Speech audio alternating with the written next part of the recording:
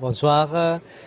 C'est toujours compliqué d'analyser un tirage dans ce nouveau format. Spécialement, je crois que ça dépend beaucoup du calendrier, de comment lors des matchs c'est à faire.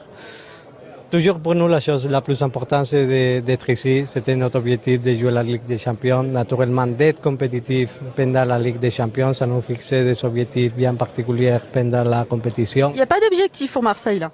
Dans ce moment, non. Pour nous, la chose importante, c'est de requalifier la Ligue des Champions. Ça, c'est l'objectif fondamental de la saison, comme on a dit à tout le monde. Maintenant, la Ligue des Champions, c'est d'être bien compétitif, chercher d'aller le plus loin possible. Normalement, avec toutes les différentes calculations, 10 points, c'est ça que tu as besoin pour passer en knock-out, au barrage.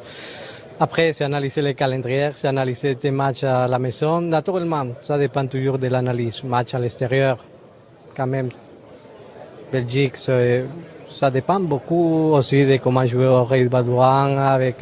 On se rappelle des matchs de la saison dernière de Nice avec la pelouse dans l'état que ça a été. Donc, ça va dépendre beaucoup de ce type de situation.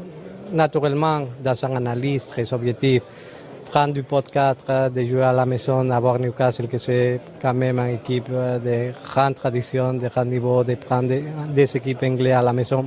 Tout ça jouer, analyser semaine après semaine, mais déjà que pour nous, être ici, participer à la Ligue des Champions, que c'était l'objectif fondamental de la saison dernière, déjà c'est la chose pour laquelle on doit commencer.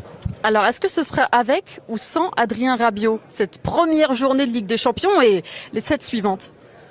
Toujours la question d'actualité, je comprends que tout à fait. C'est quelque chose que pour nous, on doit toujours être très clair, non? Finalement, dans un club, tout le monde, je crois que me connaît depuis des années au club, aussi tous les différents joueurs. La porte de mon bureau, c'est toujours ouvert. Soit pour Adrien Rabiot, soit pour le reste des joueurs qui sont dans une situation de mercato différente. Par exemple, tous les joueurs qui sont à l'intérieur de l'effectif, en porte de sortie. Beaucoup de joueurs qui sont aussi dans la porte de sortie peuvent en témoigner, qu'on discute tranquillement dans la chose de la vie. Donc ça veut dire que vous attendez à ce qu'ils viennent? La chose la plus importante dans la vie, c'est toujours de se parler comme des adultes, comme des personnes normales, et d'avoir des discussions sincères.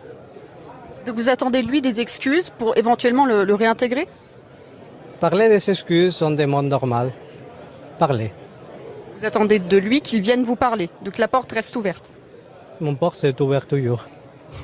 Il y a un petit message peut-être à faire passer? Non, simplement, comme j'ai dit, tous les joueurs de notre effectif sous contrat avec l'Olympique de Marseille, c'est que ma porte est ouverte. Pour tous les joueurs, que maintenant je crois qu'on a autour de 27 joueurs sous contrat, pour tous les 27 c'est ouvert. Donc